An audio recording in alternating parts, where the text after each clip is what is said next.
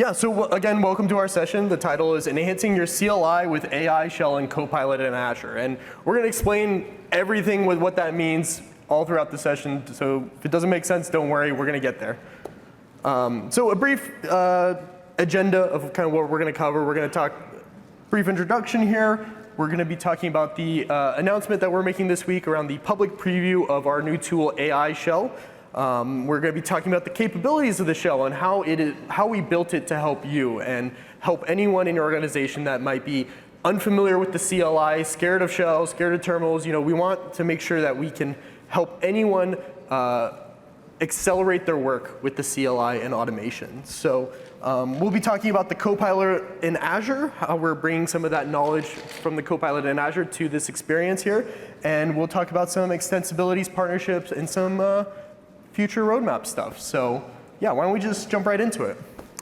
So I wanted to start a bit with the shell.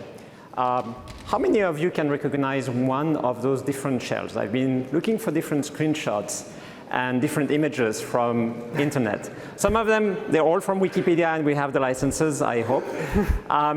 Show of hands, how many of you have used at least one of them in your life, in your work?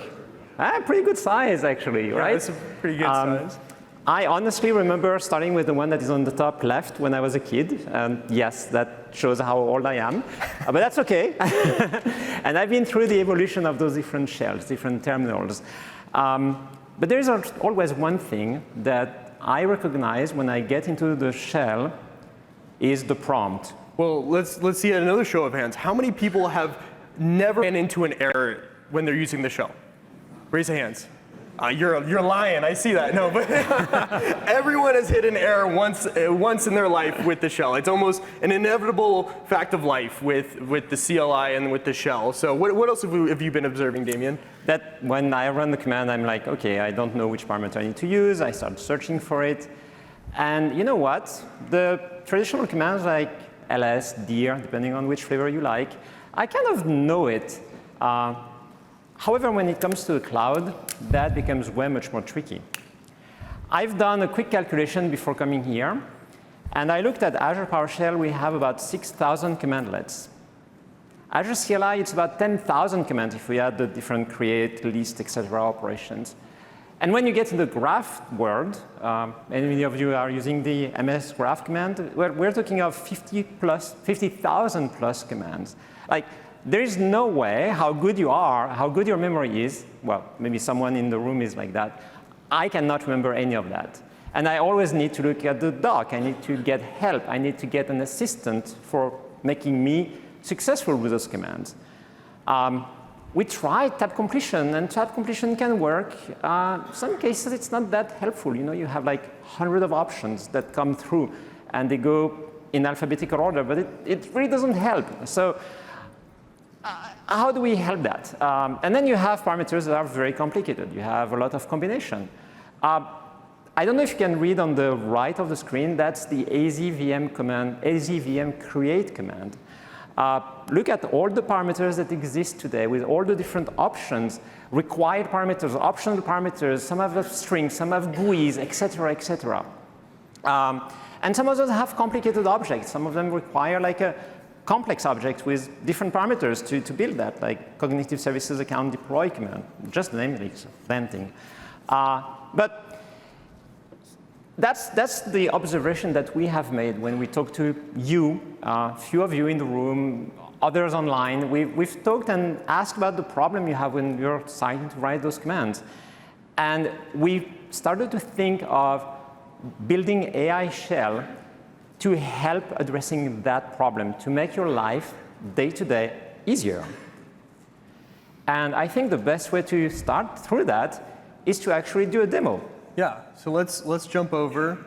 Hopefully you can see my screen here. I will zoom in for those, and I'll increase my terminal size here. But I'm just in a PowerShell 7 window in Windows Terminal here on my machine here. And so we keep saying AI Shell, but what is that? Like, if you've come to the booth, you've probably seen me talk about it, and I have a video there and stuff. But AI Shell is a command line tool to connect you with different AI assistants directly in your shell to accelerate your workflow with using the CLI, with using PowerShell, with using whatever commands that you kind of want to help with. It will connect you with AI assistants that can help generate these commands and accelerate your workflow. So let's just jump into it. I'm going to just run the command start AI shell here, and a side pane will open up. I'm going to zoom in here because it is windowed differently.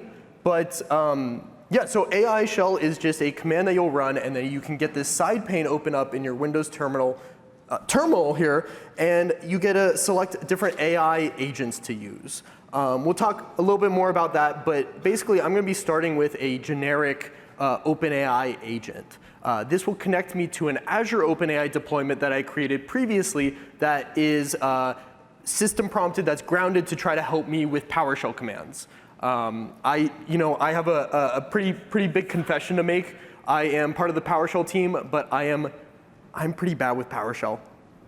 Sorry. Don't say that. Don't say that. Okay. Well, you're getting help. I'm getting help. I'm getting help. So, what this is a shell. I ask it. Instead of commands and stuff, I will ask it natural language questions. So it will help. It's really good with helping me with general, very common PowerShell commands and CLI commands. Like I said, this one is specifically prompted to be a PowerShell expert. It's not specifically trained, so it's not going to be perfect with that, but I wanted to just clarify. So if I can say something like, how do I create a file in PowerShell? Something I always somehow forget, and I forget the parameters here. So it will give me a brief explanation, and it will give me a PowerShell command here that is syntactically modified and stuff. It was like, oh, replace this with this. Okay, make it on my desktop and name it hello ignite.txt. So this is kind of the very same experience you would kind of expect from ChatGPT, but and other kind of co-pilots, but we've made this a lot more deeply integrated with your shell. So you would think, okay, well, do I ask it to run it? Do I ask it to do this? I can copy and paste that, but we have an even easier way to do this. We have a simple command here called code post that will actually post the commands generated for you directly into your working shell. Right? We're not running any CLI commands for you. We're still a little bit wary about letting AI have complete control of your command line. They can, there's a lot of damage that you could do with it, but there's also a lot of power you can have with it. So right now, we're inserting it into your shell here. I can take a look at it here, and I can, okay, that looks good. I'm going to run it, and it will create that file. Great. That's super helpful for me. So I just will tend to forget a lot of commands. And what I hear from a lot of folks is they'll run a command once, and then they'll use the up arrow key, right? I'm sure everyone's done it, where they use the up arrow key 30 times to just find that one command that they got to get to. And, yeah, right? It's something that everyone does. And, you don't have that for any future commands and stuff. So we're really trying to bring some of this AI inspiration to help you get started with these new generalized commands. So, but it doesn't just stop there. We wanted to create more of a integrated experience with your shell. So I'm just going to clear the screen here, kind of start fresh a bit, and I'm going to say something like how. What are the... For the next time, we're going to have a voice recognition, so you don't have to type. Yes, that would be great. I'm a horrible typer, so running on my computer. I misspelled that, but I'm sure it'll figure it out. It will give me the command to do so. I can use a hotkey now, Control-DD, and it will insert it there. So now my fingers don't have to leave the keyboard. I can go here, run it, and get the commands I want. But what you often do in the CLI is you kind of take this output and you do something with it too. If you're a PowerShell user, you're super familiar with this. You can create advanced pipeline structures and advanced blocks of code that will do something effectively here. Well, so let's take a look at this. I got all this stuff here, but I want to do something else. I see I have a lot of code, stuff. I have all this other processes. I'm going to say, hang on, I'm going to go up here, and I'm actually going to run the command invoke AI shell and say, help me stop all the code processes. And it will take the output, whatever I put in that pipeline, send it to the sidecar there, and then give me the right command to help me stop the VS Code process that I have running on my computer. That's taking a lot of CPU, for example, and that's great. I was like, okay, yeah, I didn't exactly know how to do that. I could kind of do, I was thinking, oh, maybe I take each ID and do that, but this one is even easier. It'll get all the processes named that. I'll PowerShell that, and I'll kill it that way, and I'll stop all you see VS Code left my sidebar there. So it did what it was meant to do. But one last thing I kind of wanted to show off too was the thing we alluded to earlier. No one raised their hands when they said they've never come across an error in the CLI, right? Everyone hits an error, and it's the most frustrating thing that that happens. Error commands will often not give you great remediation steps or resolution steps and those sorts of things, and so we want to help that a bit more, where you can get better assistance with this tool here. So I'm going to go back to this command here, just to get the top 10 processes. I can sort by CPU. Let's say I want to sort by name. Well, let's say I don't know how to do any of it. Well, actually, let's do this. Get my files on my desktop. Very simple command here. I like to use AI, so I'm going to be posting this more. I want to sort it by name. Sort it by -name. Let's say something like that. Oh, shoot. OK, that's not right. I know all the PowerShell folks in the room are probably laughing at me right now, but some people, run into these small little errors where it's like, I don't really know what to do. Sort object doesn't have the parameter name, but I want to sort it by the name. That's kind of maybe where my brain is at, right? I'm not saying this is the right way or anything, but I ran into this error. We have this command now called resolve error, which will take the full error object and input that you put in and send it to the AI and say, hey, help me solve this. And this is really good for more of these complex situations where you don't necessarily have a great remediation steps. And so it'll give you the example here. It's like, oh, I forgot it's the property parameter to do this, and I sort it by name. Like makes way more sense that way. But what I'm trying to get at is we have created this tool that can be your assistant in the CLI. If you run into an error, you can try to resolve it with whatever AI you have enabled for you, and quickly be on your way, right? You get a command, it will error or succeed. You either successfully do something against that output, or you work against the error and try to solve it. So we want AI to help you out where you're doing these kind of CLI commands. Anything I missed, Damien? I think I covered most everything. No, I think that's a good demo of the capabilities of AI Shell. You want to go through a couple of slides? Sure. Explain a bit how it works behind the scenes. Yeah, so let's talk a little bit about the knowledge that I'm using. I said earlier that I'm using a OpenAI model that I've deployed previous to this call. And if you're not familiar with OpenAI, it is pretty awesome, where you can create your own local deployments, you can create your own deployments in your resource group, in your Azure environment, of these very, very powerful GPT models, and have them much more secure, and you can train it with your own data. You can have privacy handled and everything kind of handled. It's a kind of a generic agent for AI Shell. It's used for, in your instance, you can manage it, you can select the different models, you can do a bunch of content filtering, you can do all sorts of things. Like I said, you can train things. All the authentication is there. So that's the first thing that you'll kind of have to do, is kind of set up these deployments. And then once you have that, it's a very quick and easy plug and play with the configuration here. We have all this documented that I'll be sharing later. But one cool thing about it too, the reason why using Azure OpenAI versus perhaps a normal OpenAI is important, is you have a lot more control of the kind of content. You're working with a lot of sensitive data in your organization. The CLI is no different. there could be names, there could be privacy information, there could be all sorts of things. You want to make sure that that data stays within what you want. And so that's why we're really pushing for Azure OpenAI as kind of the premium generic agent that we want to have. And another cool thing is the content filtering. Should I, absolutely. Why don't you switch back to my screen here, and I'll just show my my screen here. I'll zoom in here. So this is the deployment that I've used here. It's just for demo sakes, but we wanted to show off kind of a cool thing here where we can actually create a custom block list for this particular deployment. And this will, if I don't want certain commands to be suggested, I can put it kind of in here so that I can keep this scope to what I'm doing or what my employees are doing or what my customers might be needing for this.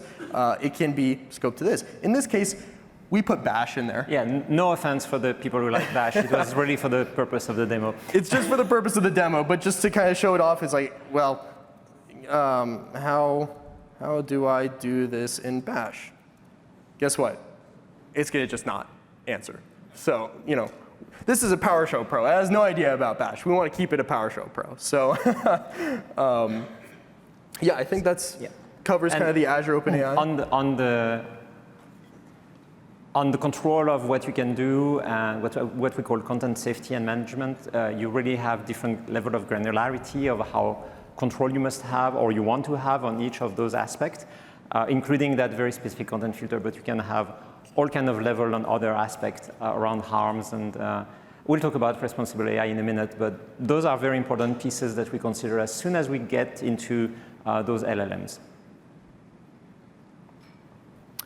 Cool. So just to kind of summarize some of the things that I just showed off around AI Shell's capabilities, it's cross-platform, so it'll work on Windows and Mac. I know we were just bashing on Bash. We'll get there. It will come. Give it a bit of time.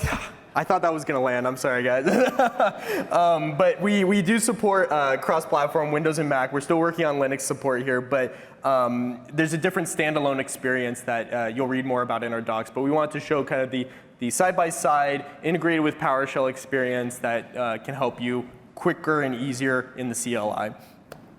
So yeah, some things that you saw the user experience. We have the sidecar there. We have a chat meta language that I'll talk about also in a moment here. You saw that with the code post command. There's a number of other /chat commands that you can use to work with the code that you're given. Other things are, interactions between the sidecar and the primary shell. We have it kind of separated where you're talking to AI here. We know you're working with work here. Let's keep those kind of separated for now. And sidecar can read errors and help fix the errors that are happening in the primary shell. And primary shell can suggest commands to be returned and executed as well. So yeah, why don't you jump to the next slide here. We have a bunch of other language and operations. I don't have enough time today to really dive into everything, but we have a lot of different / commands for working with different agents that I'll talk about, chats, LLM responses, and feedback. The feedback is very important for us. So the next agent we're going to be showing, the feedback is very, very important for us to help us improve the quality and help us improve the assistance that we can give you with these tools here. So why don't we jump to actually I'll just show off real quick on my deck here, just while you're getting things ready. And it will help me out there. So what we can also do, a lot of folks kind of ask, like, hey, one-off commands, this PowerShell or CLI, I can do longer form scripts too. Well, you can do that and say, how do I create a function for a Fibonacci sequence? Just something random. I just wanted to get, it might have blocked me because I did the bash thing. Yeah. Let me run refresh and restart it and see what I can do here. There we go. There it is. So, so this is a longer form, command. It doesn't really make sense for me to do that there, but we can do other commands like code save, or I can say myfile.txt ps1, and actually save the code that I've gotten from this AI into a file. This way, if you're starting to get more complicated scenarios, you can just save it to a file and start working in VS Code. And then you can get your AI assistant in VS Code to help you with that too. So run this, cat my file. Boom, there you go. It's not, yeah, there we go. So, cool. Do you want to? Well, stay on your machine and we can maybe switch to the Azure agent. So one of the things that we've been working on is we know that the generic Azure OpenAI has knowledge of a lot of things, but also has a lot of hallucinations. I don't know if you've tried it, but it is very prone to invent commands and parameters. And the commands are generated this way may not be fully accurate. So we worked together to create the Azure agent, which is more specialized in Azure capabilities related to command line. We're looking at Azure CLI, Azure PowerShell, and general Azure knowledge of how to operate the cloud. Yeah, how many commands did you say there were, Damien? A couple thousand different? Yes, 6,000 in PowerShell, 10,000 in Azure CLI. So that's kind of the knowledge that we've built behind the scene. I'll come in a minute on other aspects of why we've been working hard to make that accurate. But why don't we switch to the Azure agent? Yeah, let's do that. How do you usually call someone on GitHub or when you do a PR? Yeah, so usually when I am having issues, I will @ Damien and say, hey, Damien, help me out with this issue. I don't know what I'm doing. I'm sure everyone does that at someone at this. Well, we're kind of taking that kind of concept and we're adding an AI. So now I can say, hey, at Azure, how do I create a resource group? Okay, I could answer that question, but I'd like to see what the model says. That's true. I know you can answer that question, but let's see if this guy will answer it. So right now it will be generating. It will be checking my authentication. I've now connected to the Copilot in Azure. This is the exact same Copilot that you see in the Azure portal. The little side pane there. It's the same guy there. It will be generating the response, and there we go. It got it. It is a very simple AZ CLI command to create a resource group. And you'll notice here, like it's good. It's got. It seems accurate, but if you try to copy that code to your left pane, it's not gonna work. Not like that. No. I don't have a resource group named, resource group like that, right? So, but you'll see here, it says, hey, you've got a couple placeholders. It doesn't know yet what kind of resource groups that you want, what locations you want, but there's a command that it's suggesting me to run called /replace here.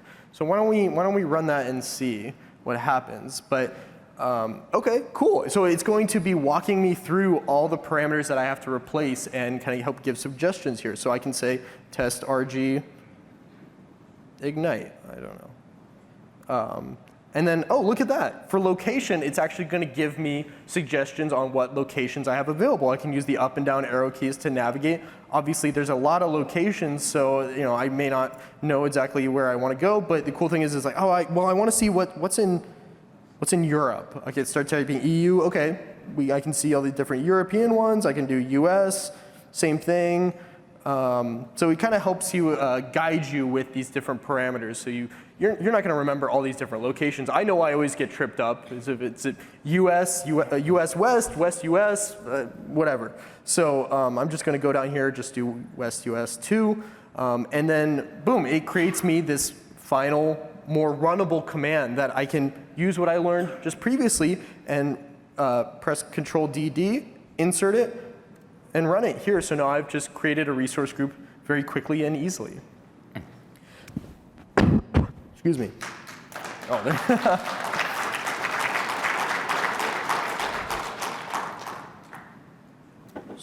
So we can, are we on the, yeah, we are on the, talk about that a little bit and then yeah, we'll do I'm going to talk about that. So we've been working very closely to make sure we get that integration together. As I said, we are supporting general Azure knowledge or Azure question. We are very keen to have Azure CLI and Azure PowerShell supported in the same way. We've done the demo with Azure CLI, but Azure PowerShell works pretty much the same way. I wanted to touch base on roles and permissions for a minute. So when you're connected to Azure, you don't have access to everything. And we want to make sure that whatever information we're exposing in Copilot in Azure, in the shell, returns information that you have access to. You may only have access to a certain subset of resource group. or the location you may have access are not the same depending on your account. And we want to respect that. So we're respecting the account that you're logged in, and we only show information that the user has access to, nothing else, nothing more. We are very aware that in some region of the world, AI is a very sensitive topic, and not everyone in your company may have access or should have access to AI capabilities. So we've worked with Copilot in Azure team to make sure that we respect the same permission, the same RBAC role. So if for some reason you have disabled the access to Copilot in Azure in your subscription, in your tenant, excuse me, we will respect that permission and we will block the access in case that's what you're looking for. Cool. Do you want to jump back to? Oh, yeah. I was just going to show off another cool demo here, just as Damien's getting to the next area here. But I showed off a pretty simple one with creating a resource group too. Of course, what we're trying to do is help you with more advanced scenarios and more advanced commands and stuff. So we can still ask you, like, how do I create a VM? Oh, a VM. A VM. A VM. There we go. I mistyped it there. But it will create these longer form scripts as well to help you navigate all the different parameters that you need for doing it. You can see this is a lot more of a complex one. It knows that I was just using this resource group, so it's going to want that one. I create a VM name, image, username, and password. I'm going to just start typing replace. I'm not going to finish it because taking a VM is going to take a while to create, but my VM.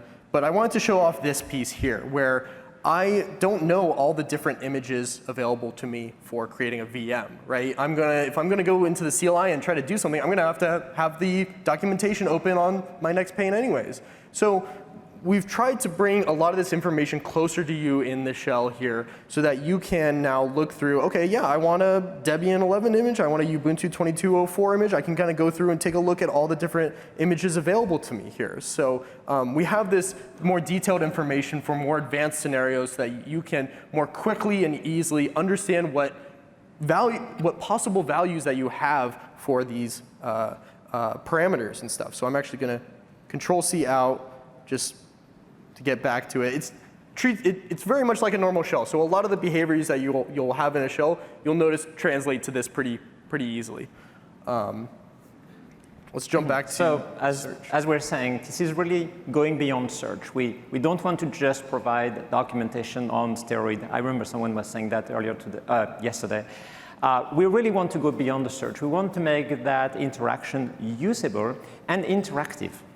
We talked about the parameter replacement, which is something we have right now, and we're going to enhance that a bit further. We also have built into the knowledge for Azure CLI and Azure PowerShell the understanding of what I would call end-to-end scenarios with best practices. So we've worked with a bunch of other teams at Microsoft to make sure that we capture that knowledge on how to create, let's say, a key vault on a specific network with certain properties, or you want to create a web app with certain characteristics. Well, we have captured that knowledge and we bring it in the response that we're providing, so we don't have to go and search through the documentation on how you're going to write the command or how you chain commands together. We're bringing that to you. Last but not least, I really want to touch on responsible AI. I'm maybe the boring guy here, but responsible AI is something very important for us. I want to re-emphasize, if you haven't heard that many times so far, we're not getting any personal data or any of your company data to work on the Azure agent. This is absolutely not what we're using. We're learning through the command, the reference of the command, but nothing of what you're doing is going to be stored on our data centers, on our systems. The only time we will store data is when you submit the feedback to us and you accept to share the conversation. That is the only time when we are collecting information that you have been, or exchange you have been having with the AI model. I want to reemphasize that because I think it's really important that we respect your confidentiality and privacy. Yeah. So why don't we wrap up kind of the Azure agent and talk about just, I want to show off a couple last things. Let me actually jump to my demo here.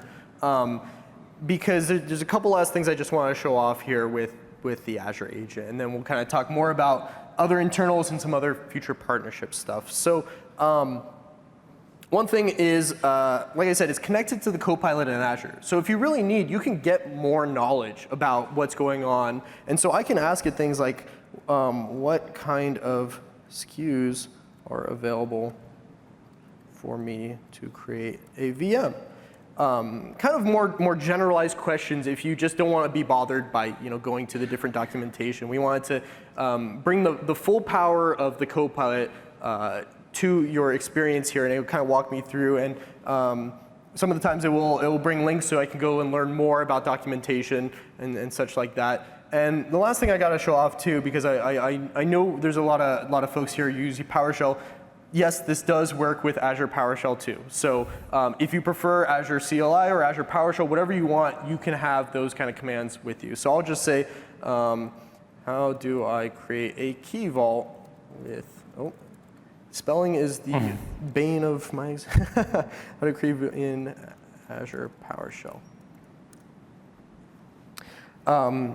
But I guess the point I'm trying to drive home here is you have a wealth of knowledge at the tips of your fingers here in the CLI. And so you can quickly just not leave the keyboard at all, use the key bindings that you want to go through and get the commands that you want, execute things, and be on your way. And then once you kind of build it out, then it's really when you can start automating things and getting things more advanced here. So you can see here we got the Azure PowerShell command to create a key vault and such. But yeah, I think that kind of covers a lot of it. It does.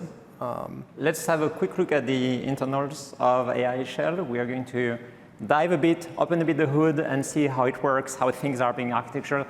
I believe you might start to understand how it works.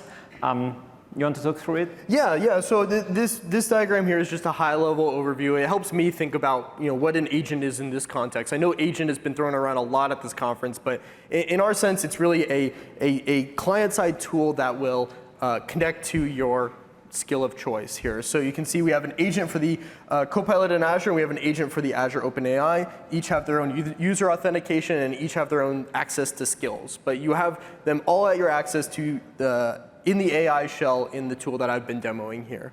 So should we keep going and talk about some partners and extensibility? We should talk about extensibility and partners because we've showed to you a couple of agents, the generic GPT, the Azure agent, but we're also looking at more than that.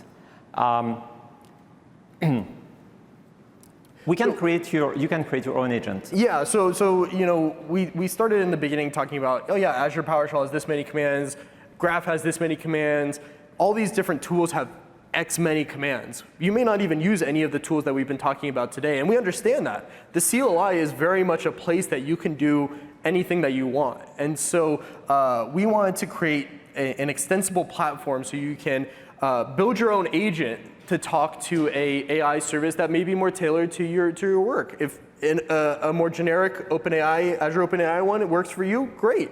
But what you can do too is pre-train one on something like Docker CLI or kubectl or all these different tools out there.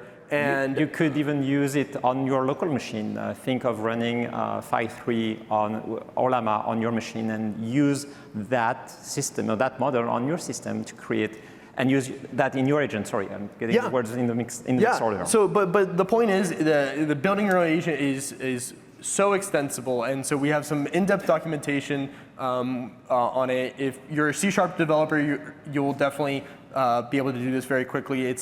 We got great tutorials on how to do it. We connect you with an SLM actually in our tutorials that Damien's kind of talking about too. So check it out at that link there later in the conference. Yeah. So we have more agents that we've been working, or other teams we've been working with, and there are other agents coming. I was mentioning at the very beginning that we have 50,000 graph commands available. Yep. So something that is coming soon, but we've been working with the M365 Admin Center team, And we've been working on building an agent that is going to help those operations for Microsoft 365. Yep. Yeah, so we want to bring as many skills and as many co-pilots as we can of tools that you use in the CLI where you really need the help. I've been hearing a lot that folks really need some help with some of the graph commands, and we're already working with them to help get some of these M365 PowerShell command skills right there at your fingertips there. So you can get a lot easier assistance with these commands for getting this stuff. We'll be connecting you to the Copilot in M365, but we're not going to be writing docs for you. We're going to be helping you with the commands and the CLI stuff that makes sense in the CLI. It doesn't make sense for me to write a whole PowerPoint in my CLI, right? You're going to be wanting, if you're in the CLI, you're running management commands, you're running IT commands to manage your resources and use Graph, use whatever you need to do to get your job done. So we know that, but we're still connecting you to that same knowledge and that same service that we did with the Copilot in Azure. We're working with the M365 team to bring that Copilot and those skills for M365 Admin Center and Graph commands and all the subset of the commands. So stay tuned for that. So that is coming soon. So what I've heard of the last few days, and when I have different conversations with some of you, is the command line is good. It's very helpful. I'm good. But now sometimes I want to go beyond the command line. I want to go to VS Code. So we've worked with the GitHub Copilot for Azure team to expose the same knowledge for Azure CLI command and Azure PowerShell to bring that capability in VS Code. So think of it as you have that knowledge in the portal, you have it in your terminal, and now you're getting it in Copilot for Azure as well. And that can help you writing complex script. That can help you build those scripts over time. The interaction is pretty much the same. You do the add Azure. It's exactly like we're doing in the terminal, in the shell. We have that approach, and we want to make sure that we have those consistent responses, because behind the scene, we're technically using the same system. I'm very happy to say that the integration is working as of the version 0.342, which was released on Friday. So if you haven't done so, please go and try it, install it, and you will have that capability right with that version of the extension. We have two aka.ms link to try it out and learn more about how that is working. Do I have time for a quick demo? I think you got a little time. I do have a time for a quick demo, so let's try that. You may have to stop the share. I'm going to have to stop the PowerPoint. Give me 1 second. Like this. And switching to VS Code. Here we are. I can close that. So I'm using GitHub Copilot for Azure. I have, as you can see on the right-hand side, a script. I use the Azure CLI here. So I'm creating the resource group, putting a quick name and a location. I could have put any location. It really doesn't matter here. And in Copilot for Azure, I'm going to ask a very specific Azure CLI question, which is, how do I create a key vault with Azure CLI? So we're going to cross our fingers and see if everything works as expected. I'm getting the reference doc. I'm getting the command that I need to use. This is actually correct. And I can do it. Well, I have my I have a history of command. I'm lazy here. I can say my key vault name is Damien Kivo, and the resource group is Damien RG. And we've worked on that integration with GitHub Copilot for Azure. So I'm specifying the values, and you see the analogy with what we've done in the shell, having that knowledge of values and parameter replacement, so you don't have to work and edit each of those parameters one by one. Well, it does exactly the same thing. It actually goes one step further. It gets the script that I have on the right-hand side, the right pane, and merge it with the response I got with values that are actually meaningful so that the script can run from beginning to end. Isn't that magic a little bit? I find it magic. OK. I thought it was more, there will be more enthusiasts in the room, but that's okay. And then you can apply that to the right-hand side of the window. It's going to make the merge and copy-paste that code right to your script, and now you're good to go. You can run that script immediately. Yeah. I find that very cool. It's awesome. Come on.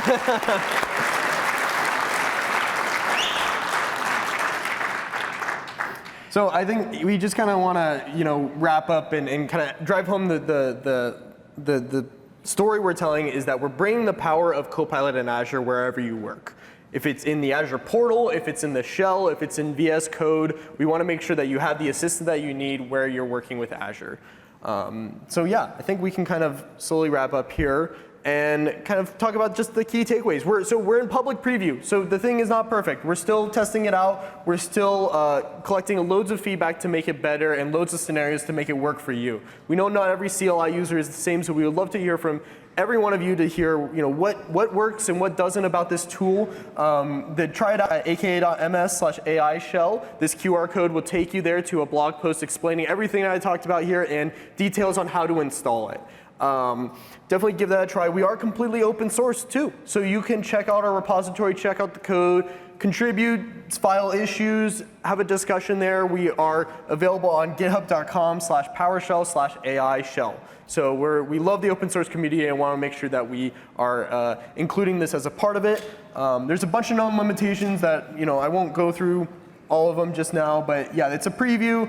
Some issues with elevated mode, but we're still working on things. We are working on it. We are going to read every single issue, so that's guaranteed that Steven and we're going through every single feedback that we're getting, and we're making sure that it clicks very nicely. And one of the best ways to do that is I'll just flip back here to my demo screen is we have these like and dislike commands. I'm sure you've seen the thumbs up, thumbs down with all these different Copilots. Well, we can't have a button in the CLI. So we have a /like command that you can kind of share your conversation. I'm going to say no here. But we also have, more importantly, a /dislike command where you can give us more detailed feedback about what went wrong with these responses. We really encourage you when you're using it to use these commands to help us increase the quality of these responses. So I'll just say that. Oh wow, no, that shouldn't. Oh, it was, that. Maybe I won't do that. I'll delete that one there. But anyways, I think that kind of wraps things up for us. So again, we would like you to try out. Go to the link, we've put it in the back. But really, we would like to thank you for coming, for joining us in that journey, and allowing us to actually have a public preview of AI Shell. We are actually really happy about it. You have our contact info if you want to reach out to us through other means. But again, thank you very much. Cool. Let me go back to the graphic.